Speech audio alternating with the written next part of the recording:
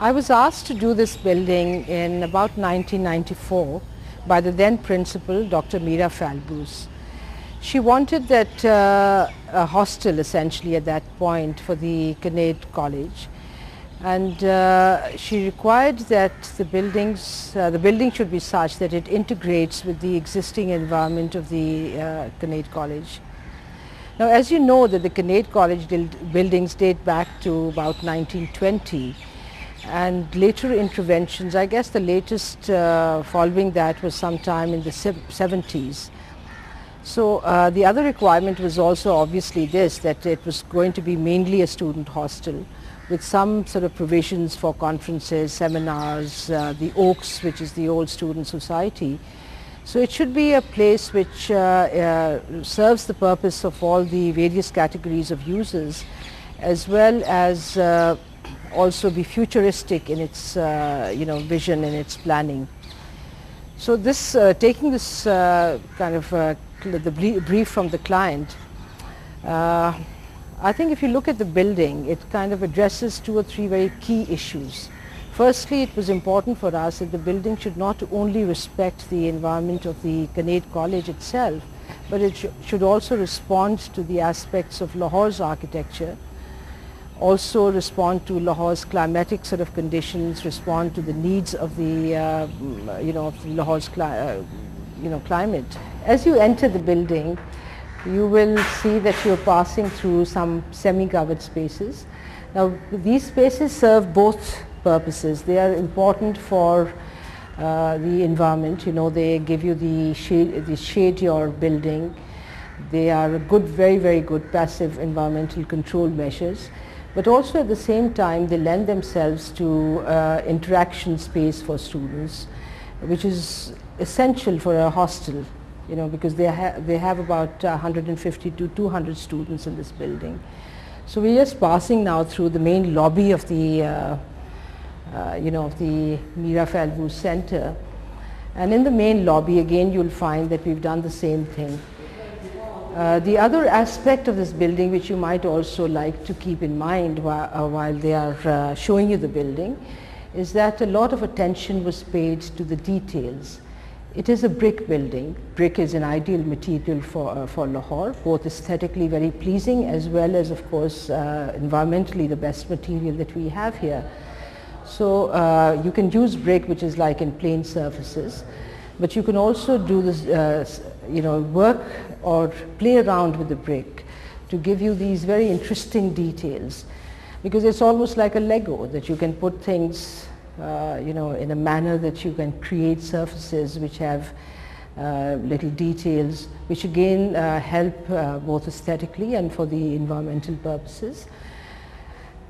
In this building where you see this brick detailing, I think it's important to understand that none of this is possible without involving the masons and the craftsmen on the site. So for the Meera Falbus Center, we had a very good team of contractors, some very good sort of masons here, and we were working along with them to develop details which would be easy for them to construct, respecting the existing construction technology. So the building has kind of been inspired by the architecture of Lahore, but I would certainly not say that it is a building which kind of copies the tradition. It's a building which understands, I hope that it understands tradition and then responds accordingly. A lot of architects are working in this kind of this kind of an understanding, and because of that, now in Lahore you'll have a variety of ornamental bricks available. You'll have a lot of shapes and sizes of bricks available.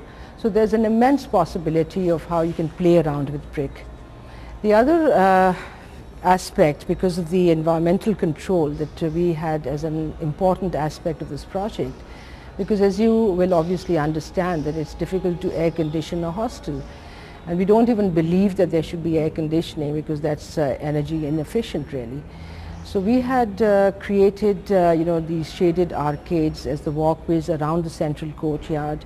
There are spaces within the sort of attached to the central courtyard, which are like little living spaces on various sort of ends of the various points of the courtyard. Also we kind of brought in water Water, as you know, has been used as a means of environmental control for, for ages in this part of the world. So we had also thought that it would be important to bring in an element of water within it, but in a manner which can be controlled, which people can also, which can be looked after. Because you can have a lot of fountains and water, but the maintenance levels are so low that they end up by creating more of a problem than being an advantage. So we had, as you see, a central courtyard, a central fountain out here. And I might add that keeping the spirit of the building in mind, we had involved our craftsmen who were with the tilers, the standard sort of tilers that you find on construction sites. But they joined in our efforts to create the surfaces of the fountain in a manner that, well, I guess when students are sitting around it, they would be feeling, they'd feel happy and elated at what they're looking around them. In the ultimate analysis, it is also important, I think, to understand that the person who comes into a building should, the spirit should be uplifted. So it has to be aesthetically also responsive to that. Now you'll notice this little screen and a little square opening.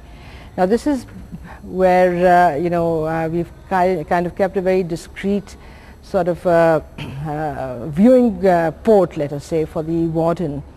The wardens are always this fearful sort of people at the hostels, so we thought that there should be a discreet way that she can keep a watch on the hostel.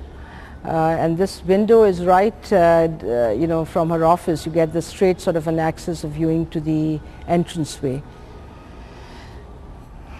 Other aspects of the building, I think you might like to notice, of course, that you see all these jali brickwork. Now the jali brickwork, other than, of course, I like it, it's aesthetically pleasing, but I think also it helps in the environmental controls of the building, because as we all know, the hot air rises and there's a way for it to get out. So that is, one of the reasons that it is used. It's a kind of thing that you have to decide that there is a parapet, there are balustrades of the building. So how do you kind of work with them? We were working with a brick building, so we kind of decided that, okay, let's use it for 2 or 3 different purposes. And that is why you find this kind of an array of, jharnas and sort of perforated surfaces created with the brick. We had, done every part of the building with great thought had gone into it. Firstly, of course, it helps to integrate the design. But secondly, also, it's kind of a fun thing to be doing, So the doors were kind of thought about how to kind of do the doors of the units. And we decided on, of course, creating a door which had a little design, which kind of had a little design on it, created out of just the way that you brace doors, make them strong. I think that the units that were what I was talking to you earlier about, that the whole hostel revolves around aspects of privacy. So in terms of the privacy, we wanted there to be the hostel of 150, 200 students to be divided into smaller units, so that each unit became a little sub-family within the hostel. So we have these little units which have their own little courtyards, and each one of these provides a little space for students, which is like about 19 students at each level. So here is one of the typical units of the hostel. So they have their own little internal courtyards. It's a place for students to sit outdoors. There are verandas around it, which are again sort of spaces which protect the rooms inside, as well as create environmental controls as well. There was, we built in the possibility of putting in plantations, so you find these creepers which go all over. And each one of these little units has accommodation for about 19 students, and there's a mix of rooms here, because we were really thinking of a social unit, of a family unit. So it's a space which provides room for the senior students as well as the newcomers. Each unit has its own kitchenette, it has its own sort of ironing areas and washing areas and all, and of course the washroom facilities. So it does become a little complete unit. Interacting with that is the upper level of this unit, which is independently accessed. So we were trying to kind of think about the way that people live, for example, in the walled city, where you have independent sort of units close by, and yet there are possibilities of interaction among units. Let us go upstairs and see what we have there for you.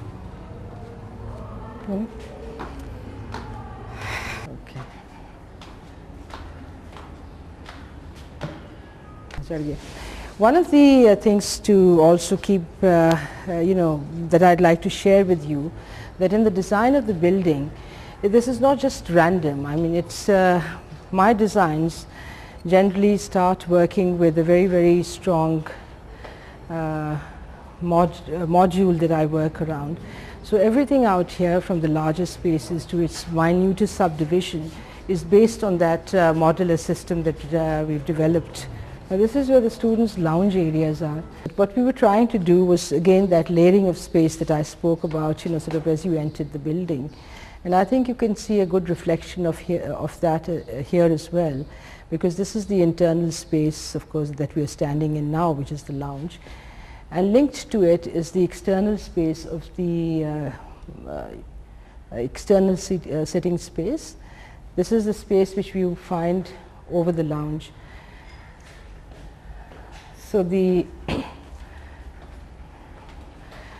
for the colors of this building, we had selected this indigo blue color, which is very much one of our very traditional colors out here, and combined it with green glass, which is again sort of traditional colors of Lahore.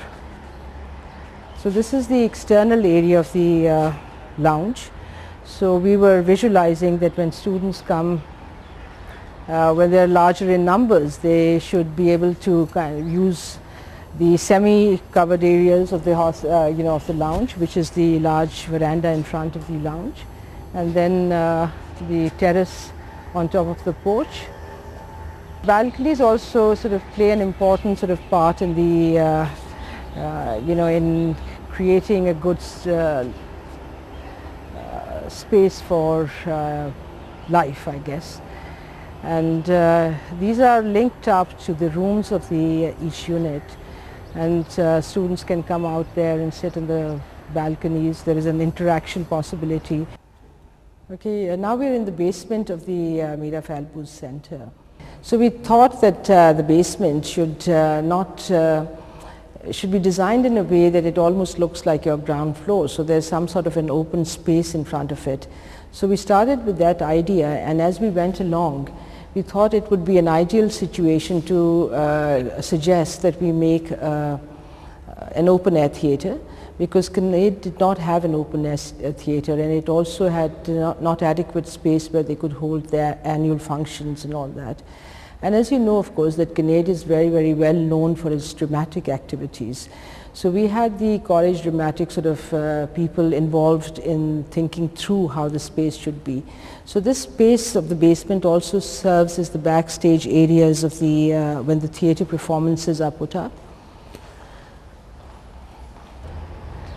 So we're here now looking at the open air theatre from the stage, and you find that there is a capacity of about 1,000 people. The place is designed so that it can hold both chairs if required, or just floor seating if that is necessary. We again used that little kind of detailing all over so that we could again create an interesting and aesthetically pleasing type of surfaces. We also harnessed the traditional crafts within this, building. So you'll find that sort of the letters demarcating the rows have been done with thoba work. That's a plaster stucco work. You find that sort of other little details which really recognizes the very immense craft tradition of Lahore, and we've tried to use that as far as possible in whatever interesting and new ways we had available to us. At the back, what you see out there, those are two notice boards basically at the end, and in the middle are the soft lights which are kept on while the plays and functions are being put up at on the stage. Again, there's a tracking light for tracking system of lights along the steps.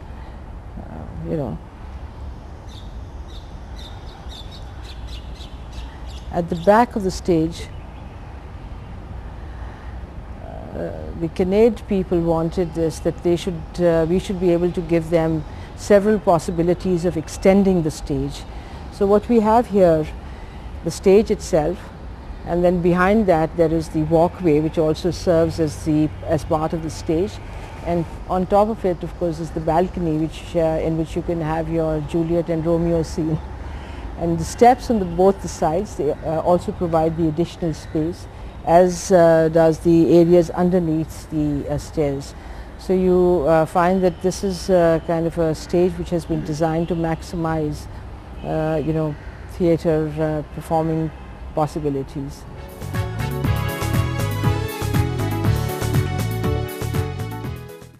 I said this is the postgraduate building, again located at the Canade College, and the two parts of the building are complete, and the third part is just about to be complete, and there's yet another part which is the fourth part of it.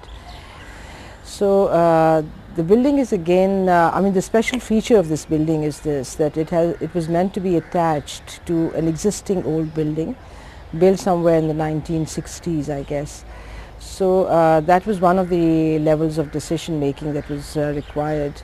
How do you integrate a new building or attach or stitch a new building to an old building? The other aspect of the architecture of this building is that it's very much a courtyard building. So you find these series of courtyards which are interwoven and interlinked to each other, connected through walkways, verandas. There are courts within each section of the building. So there's a central sort of an area which we've called the Scholars' Court, around which are the faculty offices.